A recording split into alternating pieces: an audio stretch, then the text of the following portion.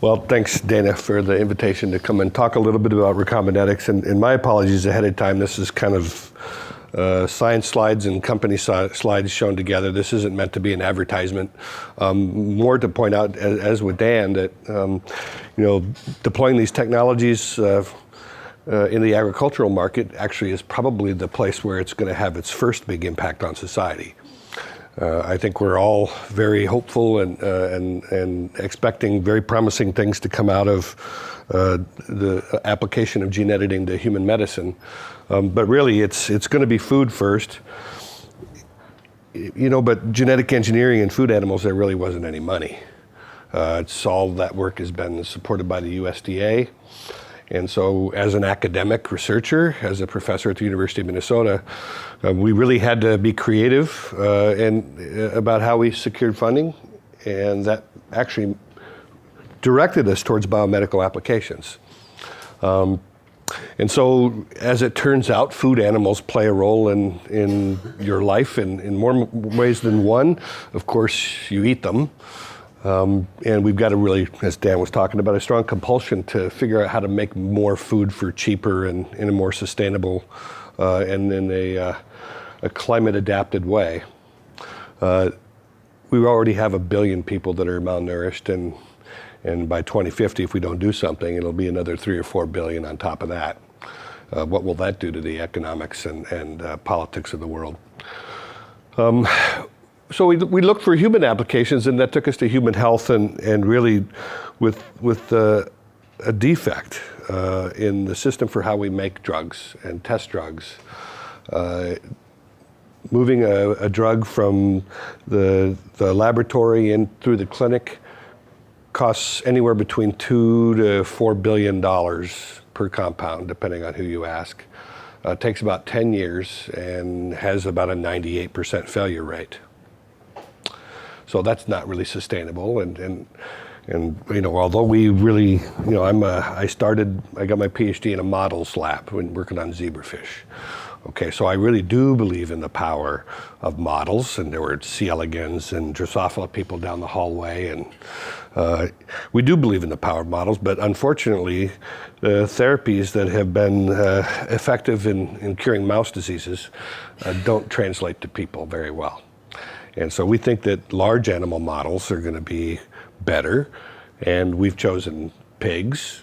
And so there's the crossover. It's a dual use approach that we have gene editing applications in pigs to develop models of human disease, but also to develop food. And then finally at the end, I'll just briefly touch on a part of the company that's focused on dealing with the shortage of transplantable organs for patients that are dying every year in the United States. There's some global numbers, but it's 22 people a day are dying waiting for a transplantable kidney or liver or pancreas or heart or lungs. So we want to try to do something about that, and I think historically people are probably familiar with the concept of trying to develop pigs for use in xenotransplantation, engineering the pig so that its tissues aren't seen as foreign and rejected by the patient.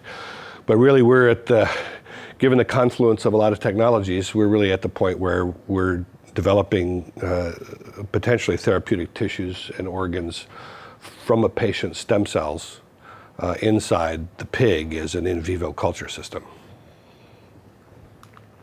So I'll tell you about each of those. Oh, this is my one soapbox. This is my gene editing slide. I mean, you guys have seen enough pictures of nucleases clipping DNA, and by now know the difference between non-homologous end joining and homologous recombination. But this is the truth. There's lots of tools, and you pick the right tool for the job, and you don't forsake one for the other, or you're going to end up, your computer's going to be running on vacuum tubes while everybody else has got a supercomputer in their pocket. Okay, and so there's lots of ways to edit a pig. In this particular case, we're cutting DNA, but there's nicking DNA. There's now, of course, the base editors. There's more to come, folks, so don't get stuck in that paradigm. I'm fine with calling everything we're doing CRISPRing, because everybody wants CRISPR food. So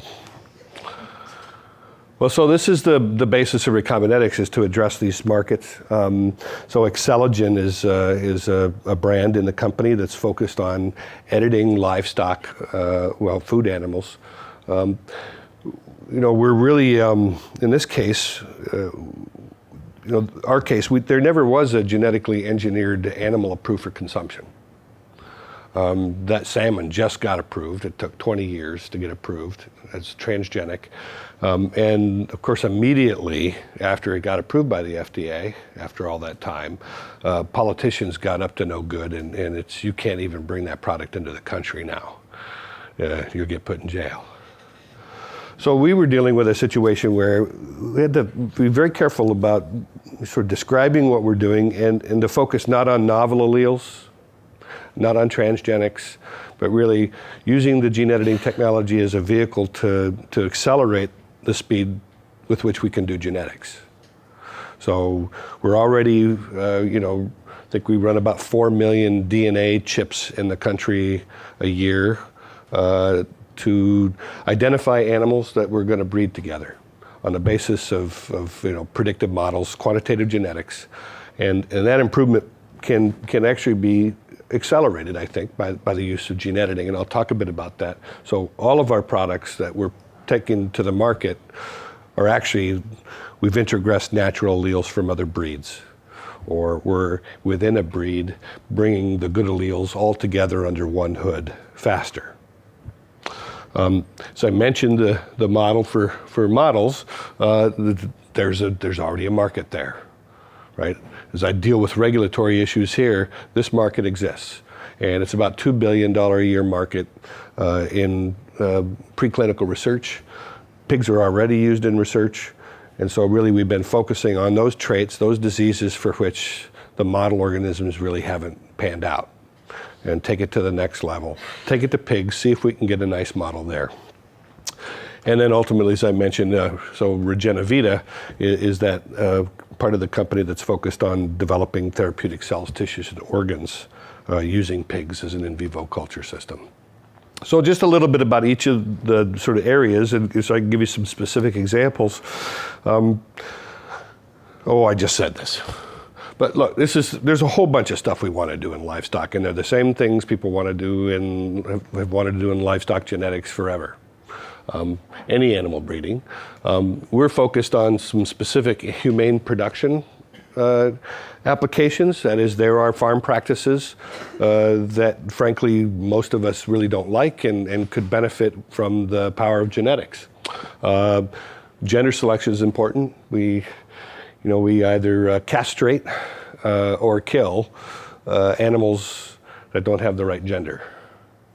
That happens in all of our food animals. We've heard about the chicks, probably the chickens the most.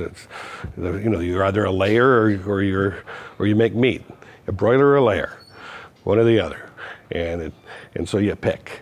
And they throw them in a grinder and do all kinds of stuff to them. And I'll talk about a specific application in livestock where we can relieve animal suffering by eliminating those production practices. But frankly, hundreds of millions of pigs have their testicles removed every year. Well, A, it's a waste of food to have them grow something you're going to throw away. And B, it kind of hurts. I don't know, I cringe when I think about it. Industry is really focused on sort of healthfulness, product quality, palatability. The society is really looking at reducing our input needs, more efficient feed conversion, climate adaptation, and maintaining genetic diversity, all of which I think are enabled by gene editing platforms. Well, and as a business, this is really what's motivating us in the first case, which is there's a growing market. I said there's a lot of people coming, but that actually means a lot of milk and meat to sell. And that's the economic driver. And just to sort of most people don't know much about, I guess, livestock genetics, but I'll tell you, we've made half of the improvement in the production of food animals has come from genetics, not production systems. Yeah, we have better farms, but half of it has come from genetics. And this is just one example where we started actually using quantitative genetic models and to, across pedigrees to select animals to breed together. And then also, as I said, we've brought on, now this is a little bit old, we brought on the DNA chips to help us with our selection, and actually the trajectory has taken an even sharper turn here. But you can see we actually can get more milk per animal, and which means fewer animals to give you the same amount of food. That's the kind of sustainability we're looking for, more for less. But what happens of course, in breeding animals is that, well, the way we distribute genetics in livestock is we freeze down the semen of the bulls that have the best genetic prediction. Okay, and what ends up happening is we have, well, there's 8 bulls that sit at the top of the entire Holstein breed. Okay, and all of the descendants are related to them. So you've got a bull semen being used on his daughter, his granddaughters, you name it. And what ends up happening is recessive lethals come to a high frequency. This is the blue blood problem. So just like the monarchies in Europe, these animals have problems, all kinds of problems. Hemophilia shows up. It's a well-known one. That's what blue blood refers to. But also failure to reproduce. So it's a decrease in fertility got detected, and ultimately led to, in this case, the identification of alleles in the genome that come from specific bulls. And this is the Holstein locus 1, ended up, it's present about 4.5% of the herd, and it turns out to be a stop gain in this particular gene. These numbers are low enough you can eliminate those animals from further consideration in your breeding program, 4 or 5%. This one is in New Jersey, and that's the one that really got us interested. 23%, it's actually probably closer to 30% now, as we understand it. And again, it's about 8 bulls that are at the top of the Jersey herd, and there are now 2 bulls that two of their best bulls that can't be used anymore because they've got that mutation.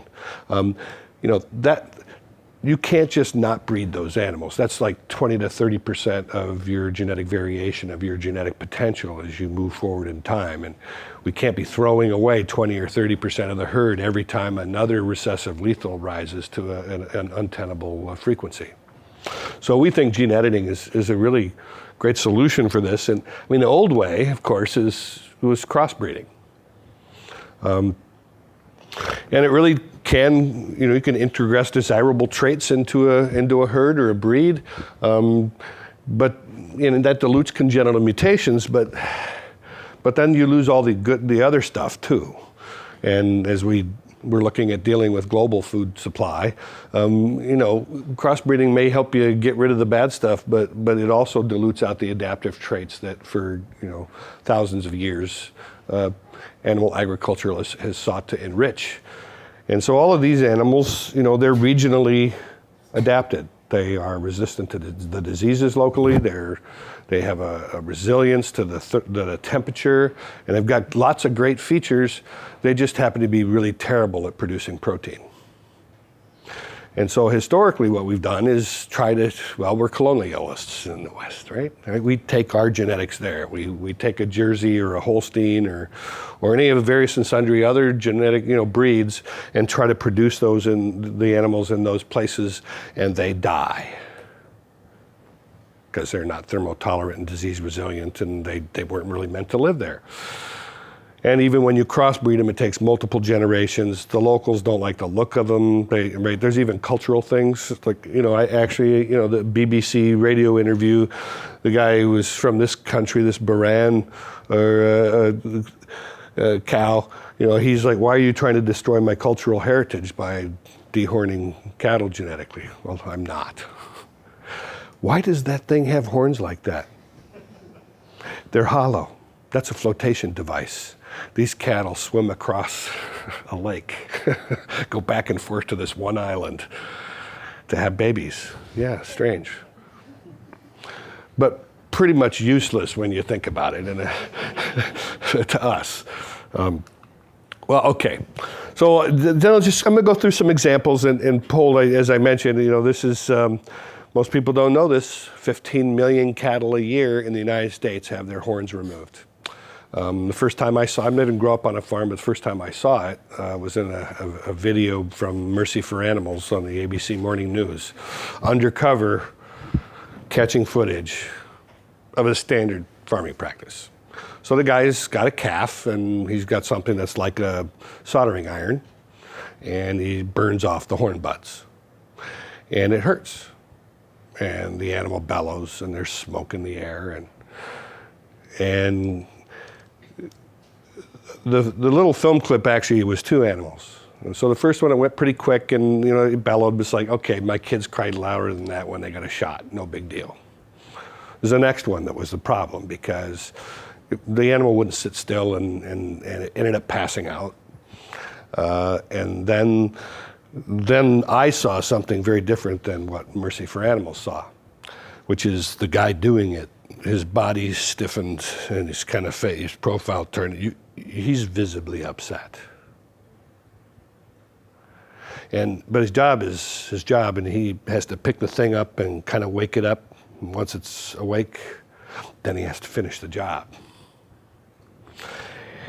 So that's one way of doing it. The other ways are, they have something like an ice cream scoop where they scoop out the skull, and then they got sores, and they wait till they get a little older, and they use something like bolt cutters to cut them off, and then you reach down inside and pull the veins out, and there's blood everywhere. And look, so I started going around and talking to producers, people who raise cattle, and yeah, this is the one thing they just really want to make go away. They hate this. This is their least favorite job. It costs money. It's bad karma, right? I mean, it just doesn't feel good to cause pain. And, well, for normal people, Ed Gein aside. So really, this became for me a mission that I felt like there really are numerous stakeholders here: the animals, the people, the producers themselves, but also consumers, because you want to feel good about your food. And in fact, there's a lot of pressure on the dairy industry, in particular, to eliminate this production practice. It's number one objective at Nestle, at Walmart, and Kroger's. So we sought to try to do something about that. There is a natural mutation that happens in some beef animals that makes them not have horns. It took forever to find the darn thing. It was mapped a long time ago, but it was in the middle of a gene desert. Yes, ma'am.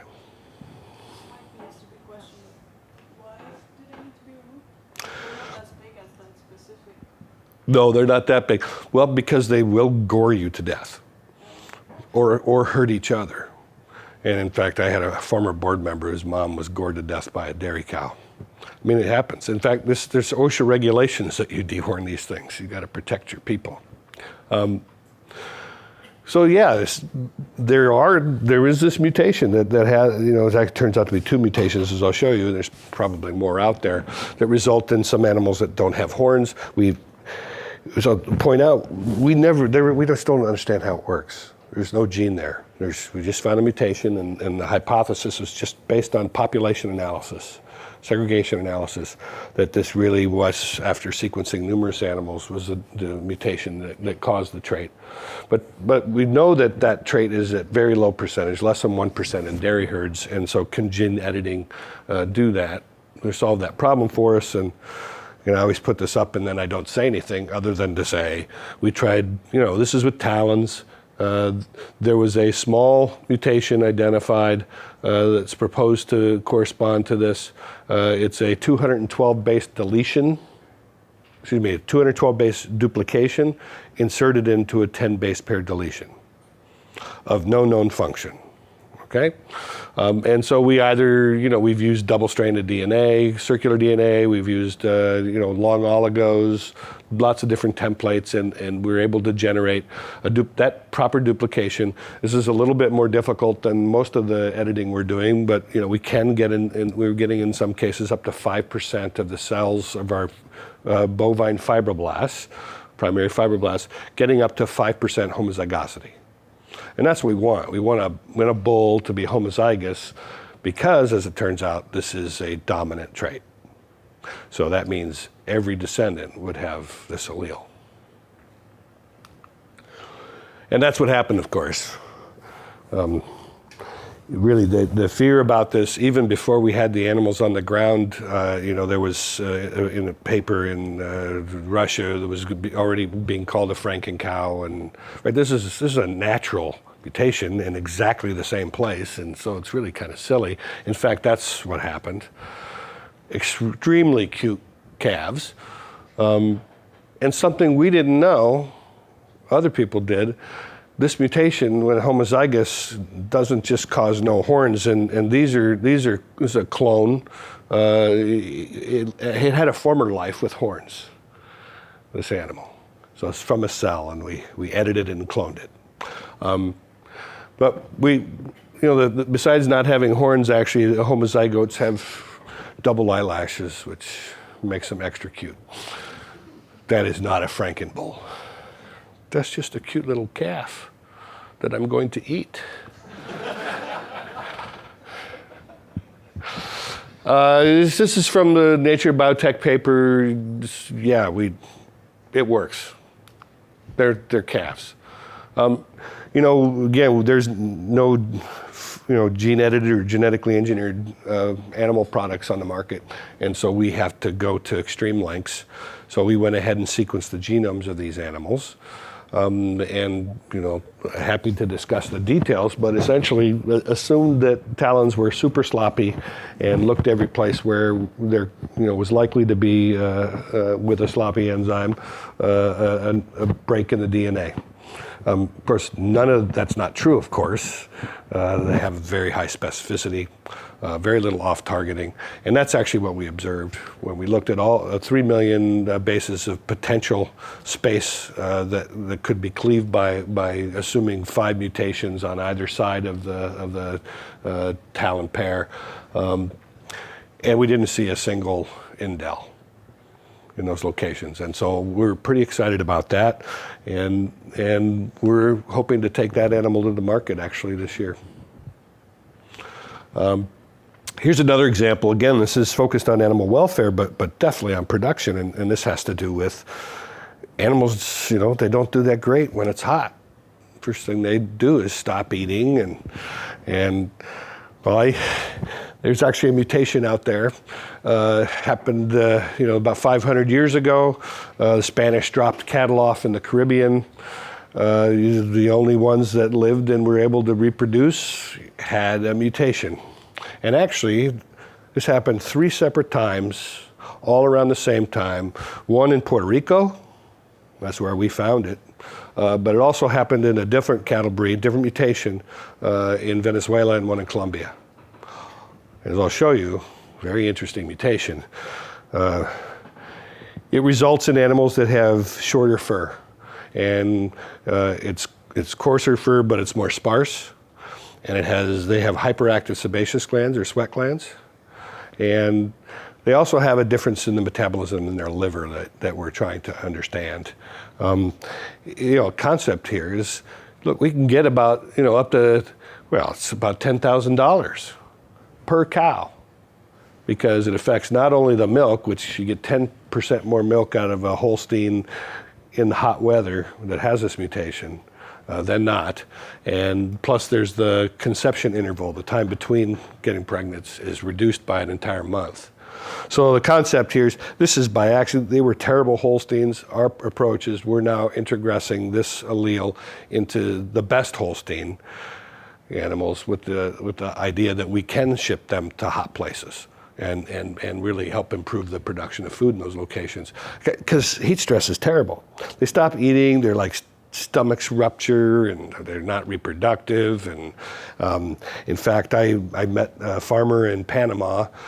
Some shyster from Texas sold him 100 Holstein cattle and shipped them over, and within 2 months, they're all dead. They can't handle the heat. This is life and death for these animals, actually. So I told you that we found that in multiple breeds. It turns out it was really an unexpected gene. Oh, by the way, it's called slick because they're sweaty, and from a distance they look like an oil slick. And all the other animals, if there's a pool of water, are up like that in the heat, and these guys just like lay on the side chilling. So I can't even see my own work here. Well, in any case, it's the mutations, all three of them were identified in the prolactin receptor. I think that's these three.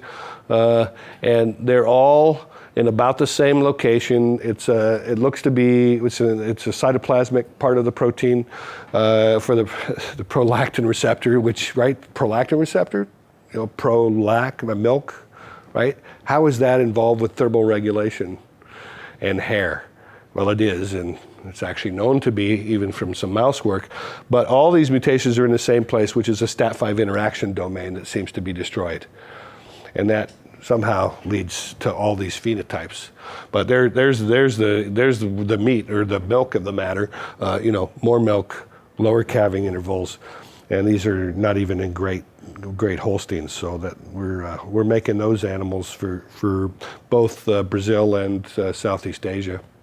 How do they, in an environment where there's just like harsh winter and then hard summer, how do they handle the cold? Well, they don't, because it doesn't snow in Puerto Rico.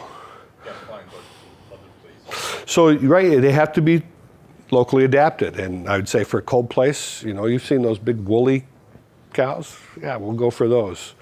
You have different animals for different purposes and locations. And so this is really meant to be a product that all those new people that are coming, by the way, they're all in hot places. They're in difficult places. It's around the equator. And so that's one of the reasons we're very much focused on thermal tolerance. We'll be ready for a nuclear winter, I hope, too. But, so this is actually an interesting trait. So the Brazilian beef industry was created about 50 years ago, de novo. It's a hot place, lots of diseases, and what they ended up doing, none of the beef breeds that from the US were suitable, really. And so they ended up getting animals from India. These animals were not subjected to selection for the quality and quantity of their meat. They don't eat it. It's really pretty. I'm only showing you the backside, which I think is the pretty part, but they've got black ringed eyes. They're just sweet little cows, and they're tough as nails. And their meat is tough as nails. And mostly, this meat ends up in your dinty moor. This is not really nice steak. And they're pretty scrawny, so the idea is, can we increase the tenderness and the yield of the meat that comes out of these animals? And again, nature provides. So 5 different breeds of cattle, all in Europe where there was intensive beef agriculture and selection. 7 different times there were animals that showed up having this phenotype of double muscling. A mutation in one of the alleles in those continental breeds can give you about 7% more retail product. Mutation in both the parental alleles can give you up to 30% more meat per animal. So that's a huge difference. And it makes meat tender. And all those cases, all those breeds, those 7 breeds of cattle, all had a mutation in the same gene, the myostatin gene, which is a negative regulator of myoblast proliferation. But it had never been found in the lower cattle. Actually, that trait, it had kind of a double-edged sword, because the calves, before they're born, are huge. They've got a lot more girth on them. And actually, the continental breeds have small vaginas, or canals. These cows don't. For whatever reason, there's a lot of room in there. And so this is an experiment where we just injected some talons directed against myostatin. The end result was the production of a protein identical to the one that's produced in one of those continental breeds. And these are actually twins. They're born together. This is non-edited. This is edited. And actually, this has got 3 alleles. So, because we got 2 editing events, right? So we injected it at the 1 cell stage and got an edit, and then at the 2 cell stage, we got another edit. So it's 3 alleles, a wild type allele. It's measuring it in the semen now that in sperm, it's either a wild type allele, an allele that removed 3 nucleotides, so removed an amino acid that may or may not be an interesting allele, and then the one we intended to make. And so actually, the good news is I have my control built right in. So we're doing a pre-commercialization study with this bull. Semen's been exported to Brazil and to Argentina, and we're going to put a couple hundred animals on the ground and measure the carcass composition and the yield, and be able to directly compare wild type, each of the allele in isolation. So it'll be an interesting study, but I'm pretty excited about getting paid for, 10-15% more meat. Right, then just, the other areas we're really quite interested in is disease resistance. A happy animal, a healthy animal is a productive animal. And that's the concept behind animal welfare traits. Well, there's nothing more focused on animal welfare, or more of a problem to animal welfare than disease. We could produce a lot fewer animals for the same amount of protein if they weren't always getting sick and dying on us. So we're focused on developing approaches to making animals more resilient. And I think, this really comes down to this. The numbers are big. The cost of disease to animal agriculture is gigantic.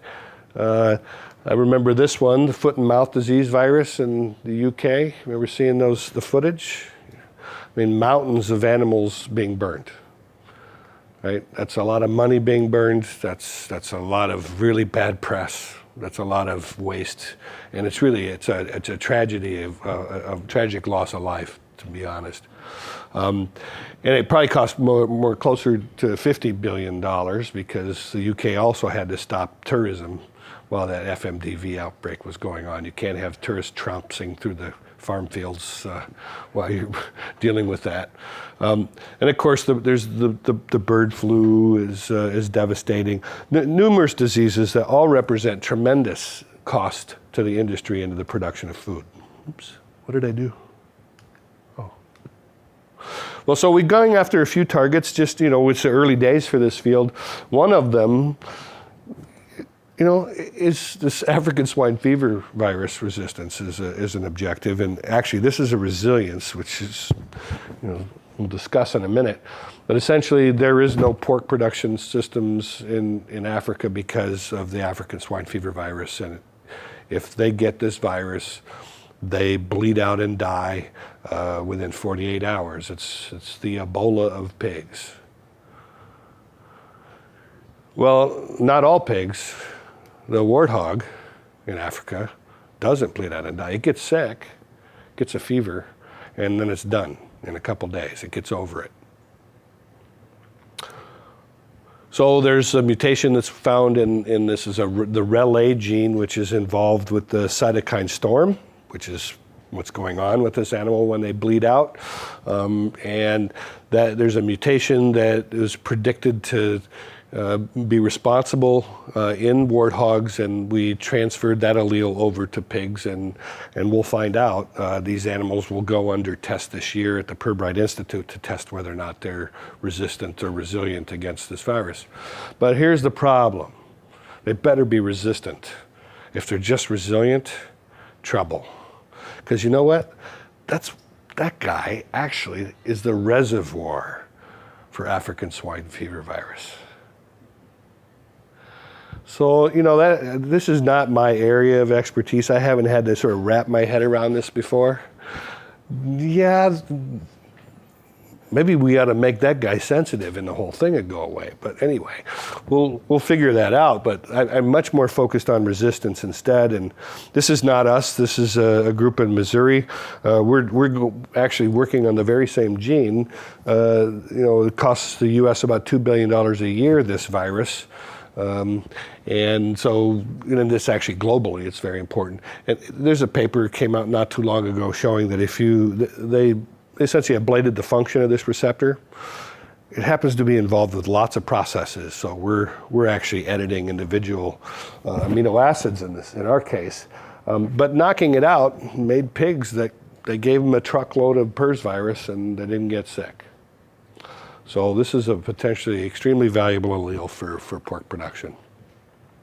Well, this is the one I'm excited about because I worked on this area, as you'll see, I'll tell you about in a minute, that during my PhD. So I love to come back to my old PhD projects, but really it's this foot and mouth disease virus that's a problem.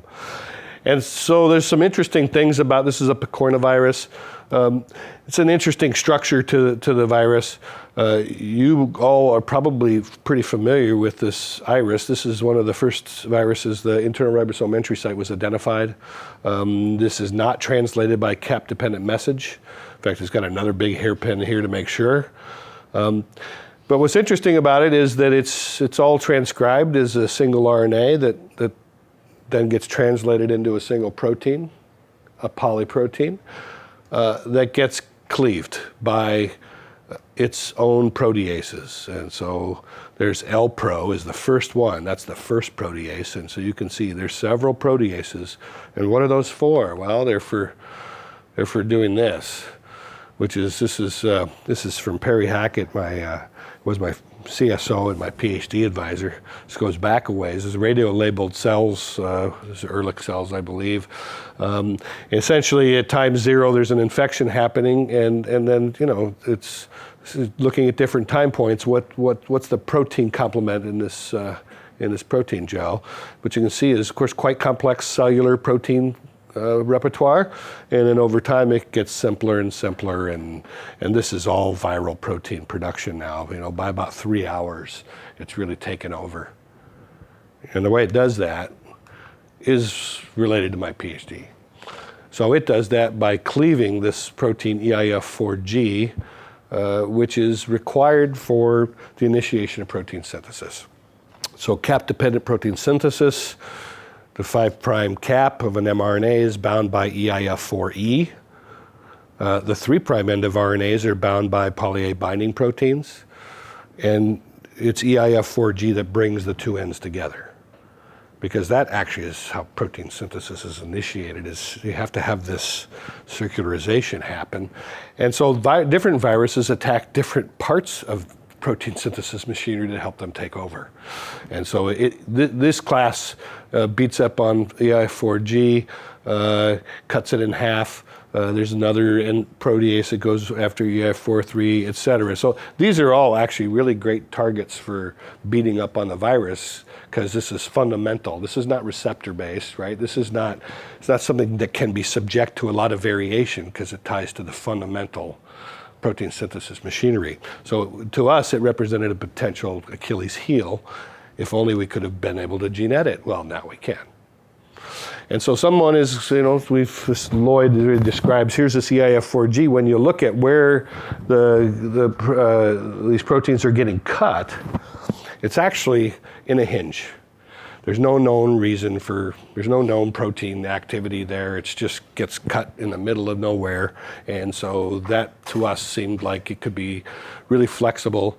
And someone had gone and not too long ago, this is back in 2009, had studied the precise precise site that the catalytic part of the protein recognizes of this L-Pro protease. And as it turns out, it recognizes that precise amino acid composition, not only in EIF4G, but in 3 places in its own polyprotein.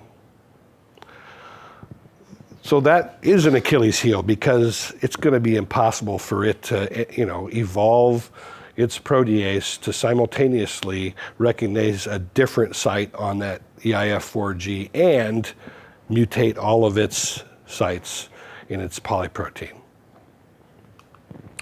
So we went after that, and we learned some fun things about how to make introgression more efficient, and playing around with the stability of the nucleases, and really got some great results. Look at 52%, I think, HDR in this case. We really drove it to completion.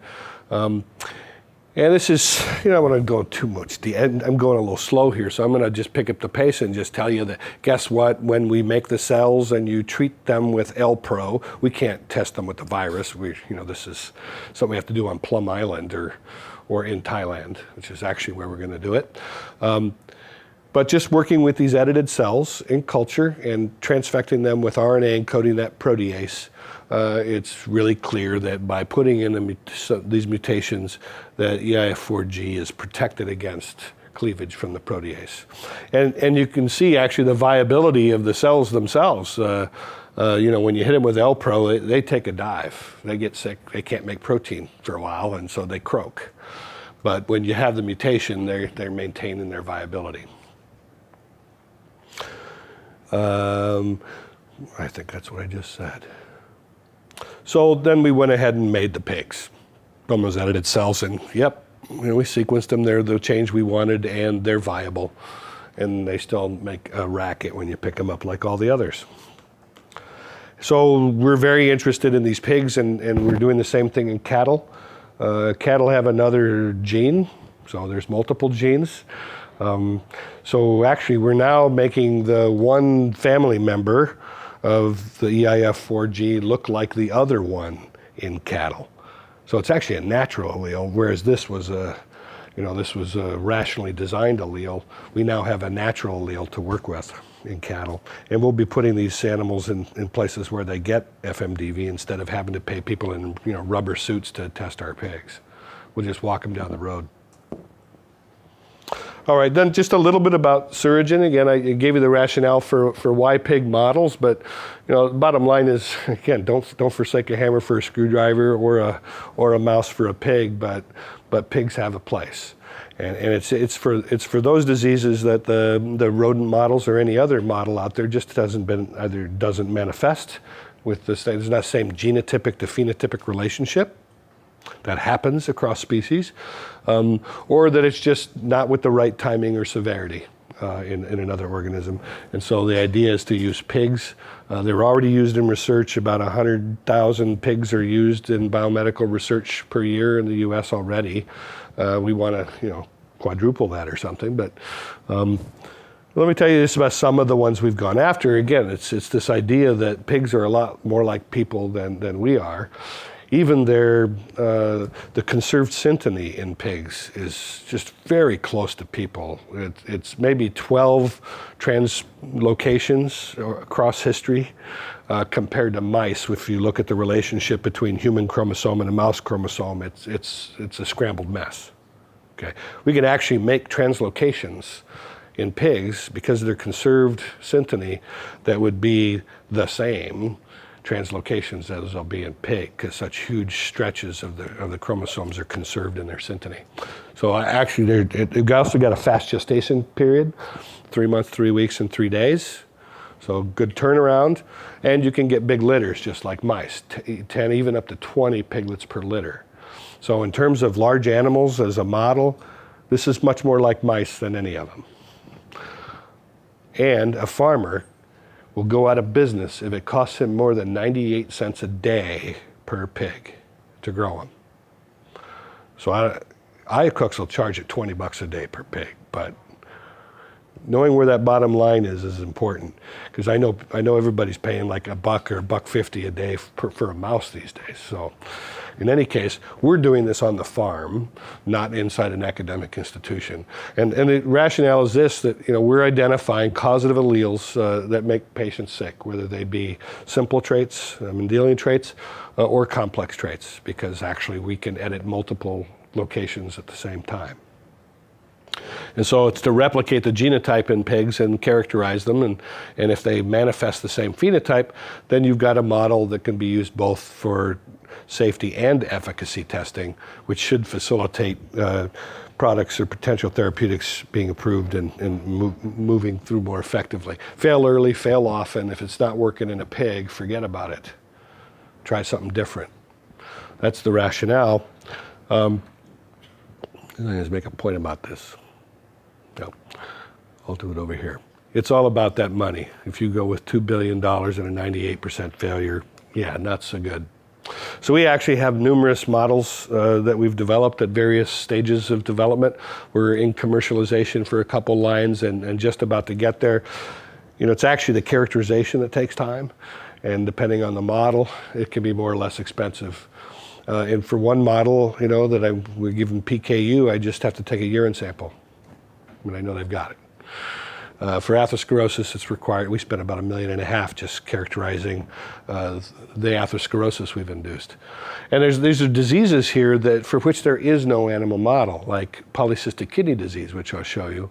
7 million patients in the country, and no model to test those compound libraries against. So we'll see. Ovarian cancer.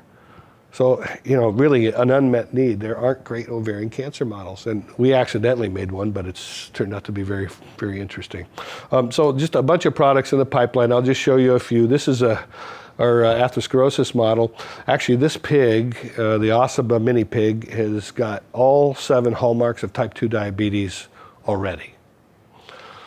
It was a pig that, you know, it basically was living on an island off of Georgia for 500 years, living on acorns or nothing. And that induces a thrifty phenotype. You may be familiar with the Pima Indians, also very similar diet, all based on acorns, all seasonal, feast or famine. And what you get is type 2 diabetes in a big way. Well, so they already got atherosclerosis, but it took about 1.5 years of feeding them cheeseburgers, which gets expensive. So we put a mutation that corresponds to familial hypercholesterolemia in these pigs by gene editing, 2 different ways. So we either made it transgenic with a dominant acting PCSK9 allele, which reduces the concentration of the low density lipoprotein receptor on the surface of liver cells. And these pigs, as you can see, their cholesterol levels are very high at an early age. Those are clinically relevant, and in fact, when we let these animals percolate a bit, I think these were the first set of studies. We went out to 15 months. 90% occlusion of the vasculature. They've got lesions in the femoral arteries and the cerebrovasculature. There is no other pig model like this, and this is actually like a patient. If you're going to be giving somebody a stent, they probably already have diabetes too. And so really they haven't been able to study efficacy of those devices, just the safety in pigs, but now this will facilitate that. Yes. We're nominally supposed to be in the lab at 1. And we won't get I only got a few slides. Okay. A few more slides. Well, just another example. This is a mutation found at the Mayo Clinic in patients that had dilated cardiomyopathy, and this is showing when we put that mutation in, we get dilated cardiomyopathy and fibrosis, and these are actually already being used as models for transplantation of human stem cells to treat babies with dilated cardiomyopathy. And again, not doing anything not trying to redo things, but only provide models where there's been insufficiency before. And so this is neurofibromatosis, a painful childhood cancer that pigs are getting it. I mentioned that polycystic kidney disease, and indeed that one mutation causes a polycystic kidney. Here's a normal sized kidney, and these things are born with kidneys that, it's almost the size of a football. So again, now making them available to industry. All right, I've just got a few slides on the regenerative medicine part of the company, and I want to clue you into this is such exciting work that's going on in some great collaborators. It's based on some friends of mine from Tokyo who did this with all pig cells, but But essentially what you can do is break a gene in a cultured cell, turn it into a pig, and if you break PDX1, for example, you get a pig with no pancreas, and it dies. Well, if you provide stem cells either from a pig or from a person, a patient, and put them into the embryo, the concept was they would fill the niche that we opened. And that's what my Japanese colleagues showed, is they actually got a pig that was, all recipient genetics except for the pancreas, and it was donor genetics out of that pig. Well, so we're a company, so we just move ahead, and we have been doing this with human cells. First of all, this part is we have used editors to knock out anywhere from 1 to 6 genes, both alleles, all at the same time in these cultured cells, and have fetal analysis of every major tissue and organ, where we've got beautiful data showing we've ablated the target tissue. And so just 2 examples, just again, so it's focused on pancreas. Here's a normal fetus, and that's where its pancreas is, but when we get rid of PDX1, there is no pancreas, and there's this is just the wild type cells. There were no cells to even assay, right? So the knockout cells, they weren't even there. And so we actually can complement that with pig stem cells. Well, this is the one. This is the one we've really taken the furthest. We've got data indicating incorporation of human stem cells for multiple of these organs and lineages, but this is the one that was so striking to me. And Dana, this is the last couple of slides here.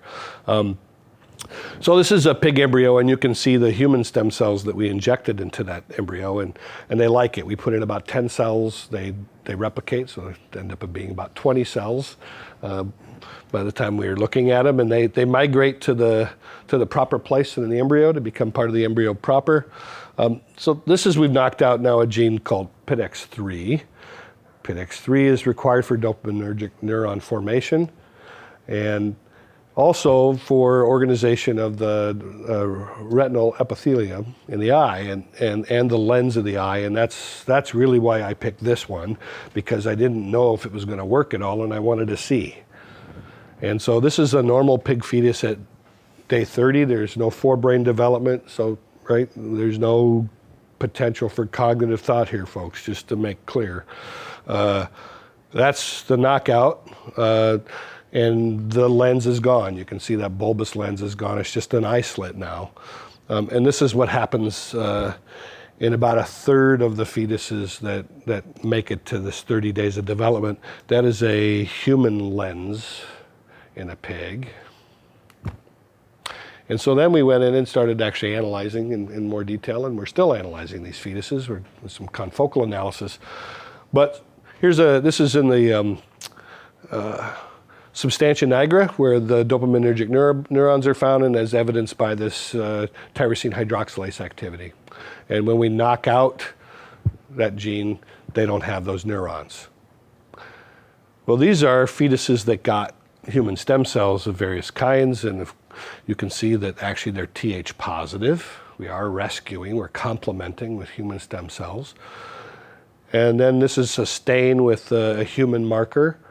And you can see there's human cells in the brain in that location, and they're not other places. We look other places, they're not there. They fill the niche. And of course, the interesting thing is biology happens. Actually, this gene has both autocrine and paracrine function. There are some human dopaminergic neurons in there, but there's a lot of pig dopaminergic neurons in there too. And as it turns out, those human cells are turns out what we thought we understood about dopaminergic developmental biology is dead wrong. And it's PIDX3 and another gene that's one step up in the developmental cascade, LMX2, I think it is, both give us the same result. There's actually a population of cells that are involved with dopaminergic neuron formation in us that we didn't even know existed. And it's instructing cells. There's actually 2 populations of cells here. So now we're going up another step in the developmental cascade. We're just going to keep going up until we don't get dopaminergic neurons and they're all human. But biology, man, right? You just never know when you're going to discover something. And actually, this whole field, I think, is going to be very exciting from a, not necessarily, I mean, it will be important for therapeutics, I think, but this is biology. This is developmental biology, and it's another new tool that helps us rip things apart and understand them in a way that's different than what we've done before. And so that's it, and be happy to take questions. I think we're very hopeful that we're going to have some cures that come out of that program.